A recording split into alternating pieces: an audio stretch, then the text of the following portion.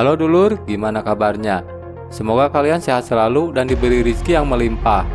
Balik lagi bersama saya di channel paling amburadul alur asik. Di video kali ini, saya akan merangkum film yang berjudul Desain tahun 2017. Bagaimana keseruannya? Yuk dulur, kita masuk ke pembahasan alur ceritanya.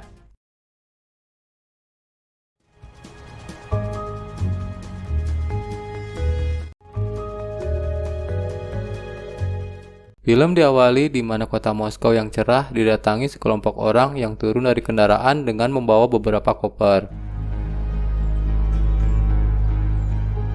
Orang-orang ini adalah gerombolan teroris yang dipimpin Bashir, incaran FBI selama bertahun-tahun. Di sana ia disambut seorang pria berewokan berjas hitam bernama Jerry yang mempersilahkannya untuk memasuki ruangan gedung tersebut. Welcome to Moscow. Please enjoy your stay. Di sisi lain, agen Cooper serta rekannya terlihat sedang memantau jalannya kegiatan di lokasi itu. Okay, Jerry, we have no visuals inside. It's on you now. Kembali lagi, Bashir yang sudah memasuki ruangan disambut oleh Kapten Angkatan Darat Rusia. Bashir yang masih oleng karena perjalanan jauhnya, ia lebih memperlihatkan sikap berdiam diri dan sangat berhati-hati. Karena Bashir masih cemas, ia lalu mengeluarkan sekaligus menodongkan senjatanya pada sang kapten dikarenakan sang kapten melakukan gerakan yang mencurigakan. Padahal, dia hanya mau mengeluarkan kacamata dari sakunya.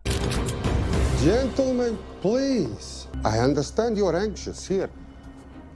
Sang kapten meyakinkan Bashir untuk tetap tenang lalu menyuruh anak buahnya mengambilkan barangnya. Ternyata, mereka bertransaksi pertukaran senjata nuklir dengan emas batangan.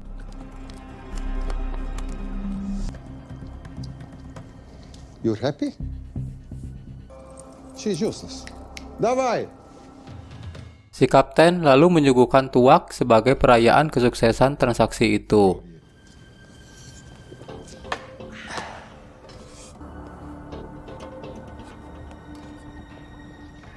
Tak perlu menunggu lama, semua orang yang berada dalam ruangan itu pun langsung pingsan seketika.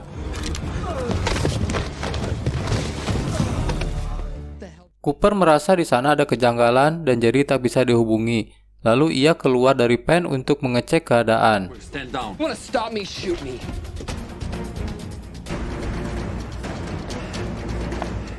Terlihat di sana seorang pria yang diketahui bernama Simon Templar turun tangan dengan mengaktifkan sinyal pelacakan pada nuklirnya, lalu mencuri emas batangan dan harus melawan salah satu anak buah si kapten.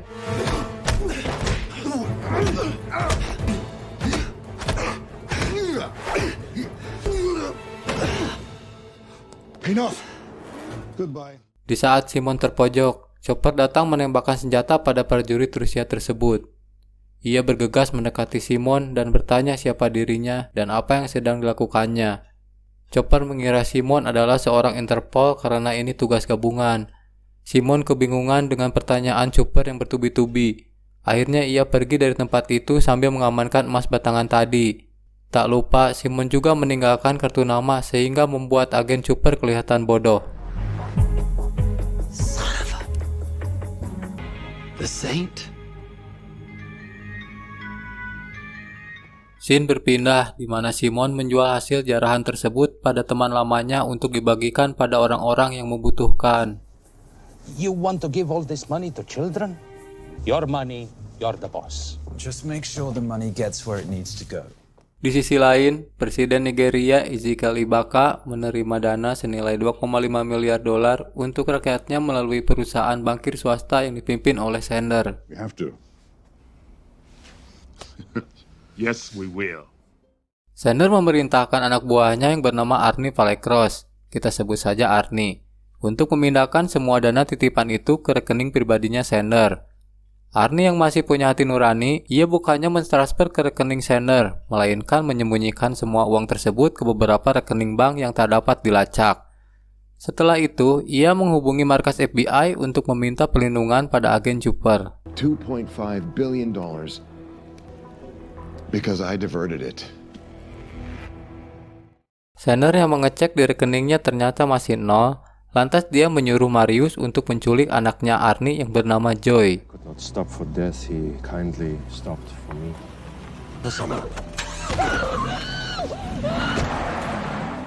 Sander lalu menghubungi Arnie. Ia mengancam akan membunuh anaknya itu jika tak segera mentransfer uangnya dan memberikannya waktu selama 48 jam.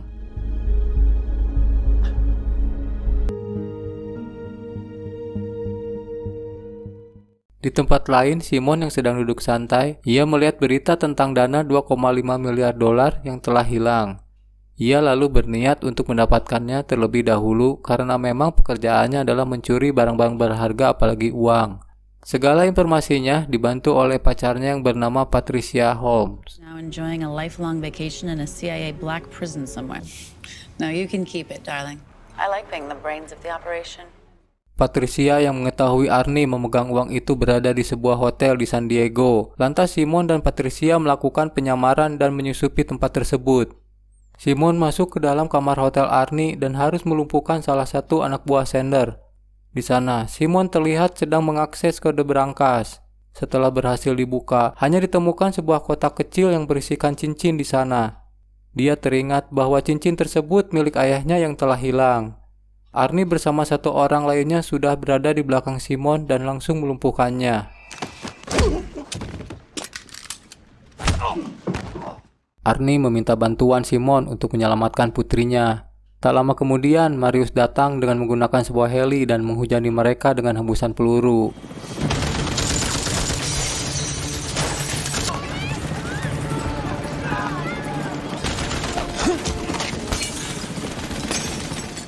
Simon yang tetap bersikukuh, ia pun membalas tembakan dan berhasil menembak jatuh heli tersebut.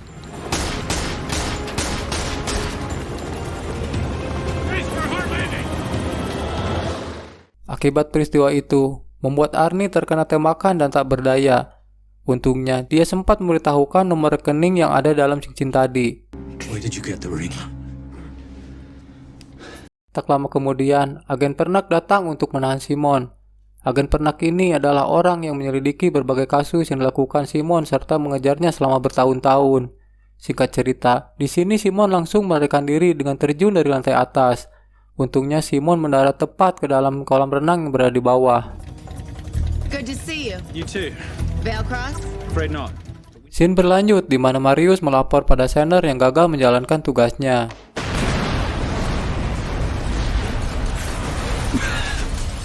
Setibanya di Los Angeles, Simon mengingat kenangan dirinya semasa kecil. Pikiran itu sirna ketika Doyle rekan setimnya datang ke tempat itu. 2 boiled eggs, toast, marmalade, and a pint of coffee. What'd you think I'd forget, boss? What's 10% of 2.5 billion split 3 ways? Di sana, mereka memikirkan bagaimana cara menemukan semua uang yang hilang. Kemudian Simon ingat perkataan Arnie kalau nomor rekeningnya ada dalam cincin tersebut.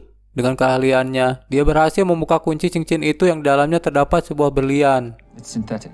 Doyle, does this house we're squatting in have a DVD player? Scrambled bank account numbers, I assume. I need the right frequency to decrypt the data and... Di sisi lain, terlihat agen khusus Pernak bekerja sama dengan polisi lokal Los Angeles yang bernama Kapten Miller dan Detektif Pierce. Pernak meminta bantuan polisi lokal untuk mencari informasi tentang Simon karena dia sedang berada di sana. International thief coming out of London and New York. I've been chasing him for years. Sementara itu, Simon dan Patricia mendatangi rumah Arnie dan disambut istri mudanya yang bernama Catherine. Come in. I heard what happened to Arnie on the radio. Catherine menceritakan kronologi hilangnya Joy dan berkata bahwa dia tahu kalau Arnie membantu orang-orang jahat serta mencuri miliaran dari negara-negara yang mereka atur. Could have better lives. But I feel so guilty, like... And use it to bring your stepdaughter home. Okay? Sementara itu, Patricia men-scan tiap sudut ruangan yang ada di rumah itu. Namun sayang, drive-nya sudah dihapus Arnie sebelum dia terbunuh. Patricia berkata, butuh waktu untuk menemukannya dan waktu sudah semakin mepet. And the computers, but the drives had been wiped. Arnie must have done it remotely before he was need is off-site. It'll take time to find it. Time we don't have. Di hari itu pun, Simon lalu menghubungi si penculik yang tak lain adalah Marius. Shame I missed you in San Diego. Sorry about your helicopter, old boy. Di situ Simon meminta sedikit waktu, namun Marius menolaknya dan tak bisa melepaskan gadis itu kalau Simon tak membawa uang tunainya. Let's say 24 hours, and she dies. Once you that money, you'll die just like your daddy. No. Sementara di luar pekarangan, Pernak melihat Simon berada di sana. Please, okay. I'm in a band with a bunch of cops. Ia berkata pada rekannya tak akan langsung menyergapnya, tapi akan memutitinya dan jangan sampai lolos dari pandangan hingga Simon mendapatkan uangnya. The Valkos homicide. No, because he's our best chance at recovering that money. The minute he gets it, I will be there. Oh. Vernak terlihat marah karena cara mengemudi rekannya yang terlalu dekat dengan mobil yang Simon tumpangi. Sorry. It's just that if you rear-end them, guess what? They're gonna know we're behind them. Mengetahui hal ini, Doyle memberitahu pada Simon bahwa mobil mereka merasa sedang diikuti. Mau tidak mau, Simon harus melarikan diri dan sempat berkata agar cepat lari keluar dari mobil tersebut.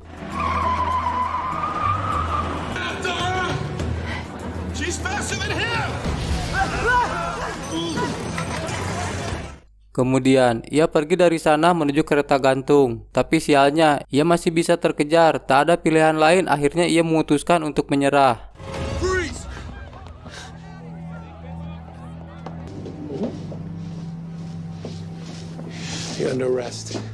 Karena melihat ada kesempatan, Simon pun balik melawan dan keributan pun terjadi di sana. 3 guns, you only have 2 hands. Scene berpindah. Mereka kini melakukan pemantauan ke sebuah gedung fasilitas penyimpanan data di mana file Nomad berada. Namun ada satu kendala. Patricia memberitahu bahwa server akan rebooting pada jam 6 di pagi hari. Mailcross accounts shut down and reboot at 6 a.m. Then we'll never find the money. Mendengar hal itu, Simon bergegas mendatangi teman lamanya yaitu Sonali Alves. Tak lama berjumpa, tampaknya kedatangan Simon membuat Sonali kesal atas kejadian di masa lampau. Sonali, I know I'm not your favorite person anymore, but we need your help. You burnt my Supernote deal. Kemudian Patricia menjelaskan kedatangannya yang tak lain untuk membeli beberapa perlengkapan demi menyelamatkan seorang gadis. Sonali pun menyetujuinya, tapi dengan syarat Simon harus membayar perbuatannya dengan cara bertarung layaknya MMA. Perhaps we can talk about this.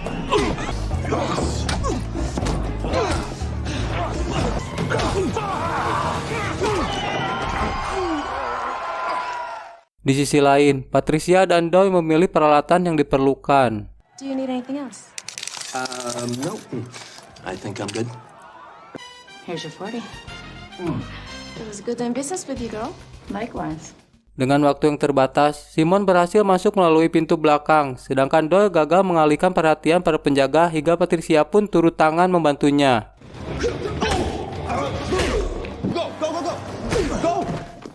Simon yang tetap gigih, di sana ia terus mengikuti segala petunjuk dari Patricia. Alarm is down. Go, go, go. You're gonna have to leave those hinges in place. Alexandra Cravoy.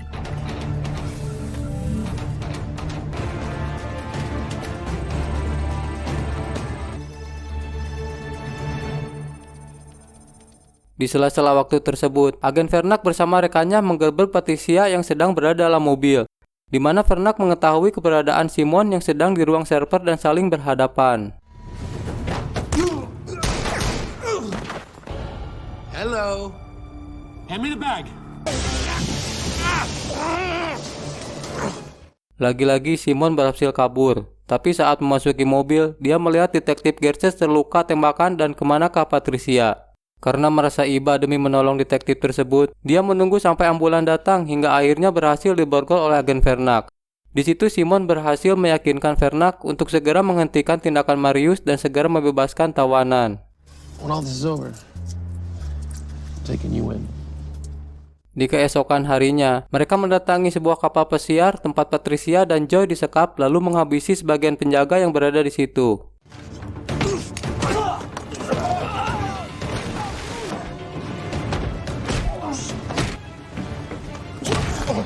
Tak lama kemudian, Simon memasuki ruangan tempat Marius dan Patricia berada. Di situ ia memberikan cincin pada Marius lalu meminta Patricia untuk menyelesaikan tugasnya. Di tempat lain, agen Vernak berhasil membebaskan Joy dan sayangnya saat keluar, Vernak berhasil dilumpuhkan oleh wanita yang tak lain adalah Catherine, ibu tirinya Joy.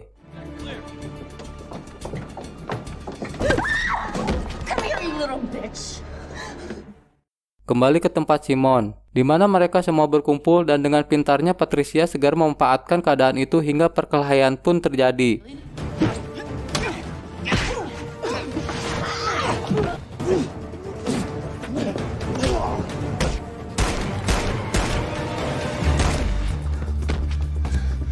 Seketika itu pun, Marius berhasil menyandra gadis tersebut. Di sana Simon berusaha mengamankan keadaan dan fokus menembak lengan Marius.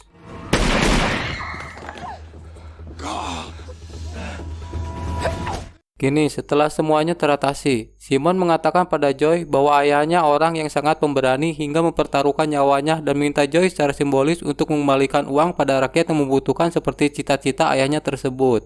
The money will be returned to those who need it most.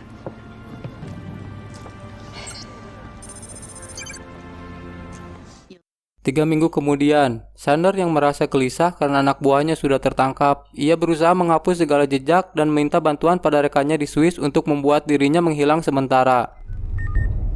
I was expecting your call. Need help disappearing for a while. You can try, but you'd better hurry. But the Brotherhood has decided. Di akhir film, ia terlihat akan meninggalkan tempat itu dan melihat para penjaga rumahnya sudah terkapar di bawah lantai.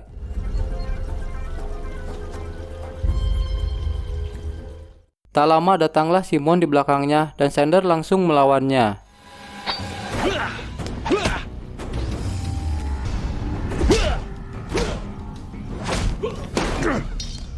Jadi di hari itu juga Simon mengetahui orang yang membunuh orang tuanya adalah si Sander.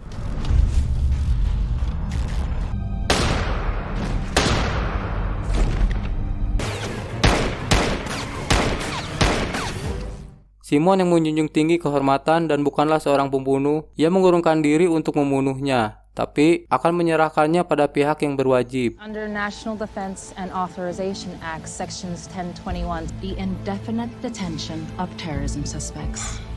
Take him away.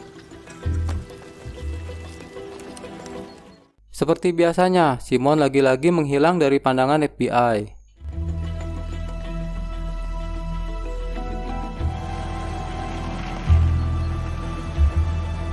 Dan film pun tamat.